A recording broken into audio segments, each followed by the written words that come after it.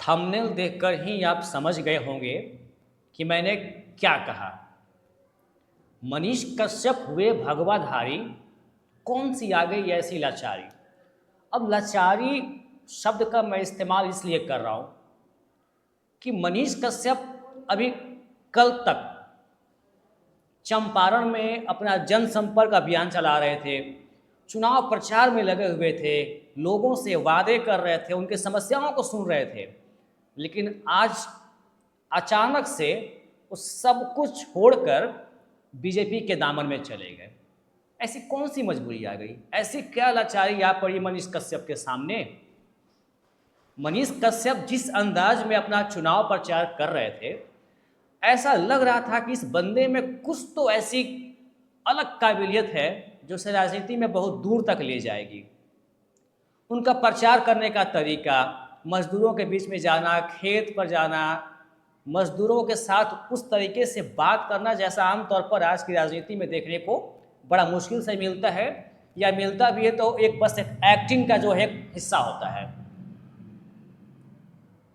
ऐसे में मनीष कश्यप आखिर क्यों जो है बीजेपी में आज शामिल हो गए।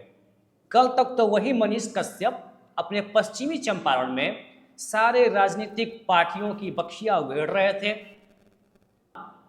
संजय जायसवाल जो कि वहां से अभी बीजेपी के मौजूदा सांसद हैं और दोबारा उनको फिर से मौका मिला है, उनके खिलाफ भी बातें कर रहे थे। कई बार सवाल भी उठा रहे थे लोगों के बीच में जाकर कि अगर मेरे से अच्छा कोई उम्मीदवार अगर आपको यहाँ पर दिखता है, मेरे से अच्छा कोई अगर काम पहले के लोगों ने किया है तो आप उनको वोट दे दें।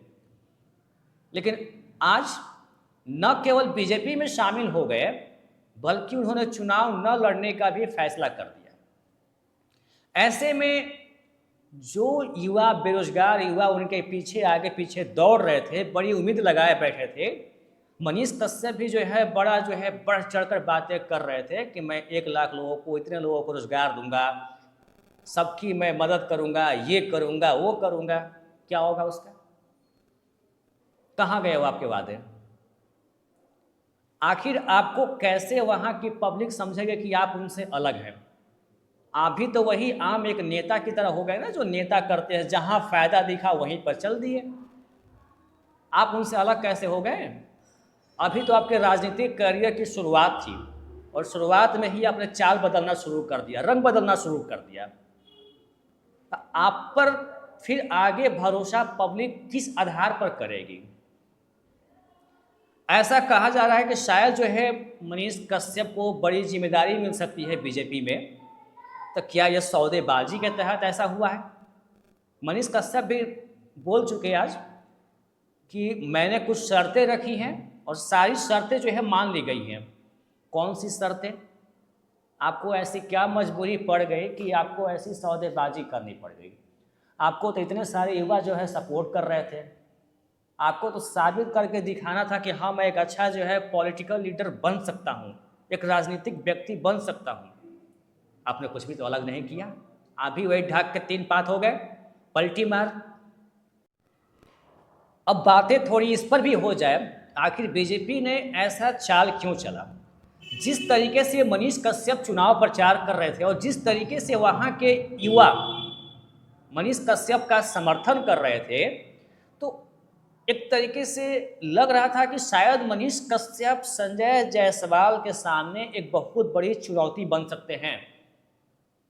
कुछ लोग वहाँ के तो ये भी बता रहे थे कि शायद वे चुनाव जीत भी जाएं, चुनाव जीतने की उनकी संभावना भी है, क्योंकि यूथ का काफ़ी उनको सपोर्ट मिल रहा था।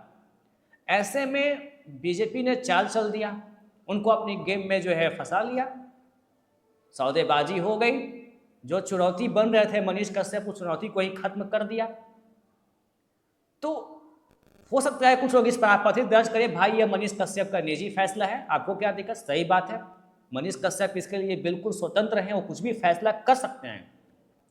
तो ये फैसला पहले ही कर लिए होते, फिर इतने दिलासे दिलाने की जरूरत क्या थी? इतने बड़े बड़े वादे जो आप कर रहे थे, लोगों को जो है बहुत एक उम्मीद थी आपसे, उसका क्या होगा? पहले ही संजय जायसवाल के खिलाफ चुनाव मैदान में न जाते। हालांकि सच्चाई ये है कि मनीष कश्यप जो है पहले ट्राई कर चुके थे कि शायद बीजेपी से उनको टिकट मिल जाए, भले ही इस बात से इनकार कर रहे हों, लेकिन इसमें सच्चाई है कि वे जो है ट्राई कर रहे थे। जेल से आने के बाद वे बीजेपी के संपर्क में थे, वे इस कोशिश में थे कि उनको चंपारण से सीट दिया जाए।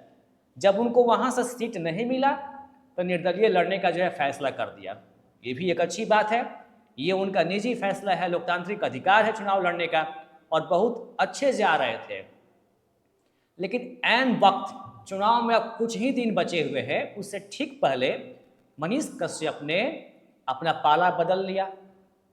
तो ये एक तरीके से कहा जा सकता है कि मनीष कश्यप ने वहाँ के युवाओं के साथ, लोगों के साथ, उनकी भावनाओं के साथ खिलवाड़ नहीं तो और क्या किया है। अब आगे अभी राजनीतिक करियर की आपकी शुरुआत हो रही है और अभी से आपने जो है ये अपना जो है रंग दिखाना शुरू कर दिया, कहीं ऐसा ना हो कि आपके लिए घातक साबित हो जाए। बाकी इस मुद्दे पर आप क्या सोचते हैं, आप बता सकते हैं कमेंट करके।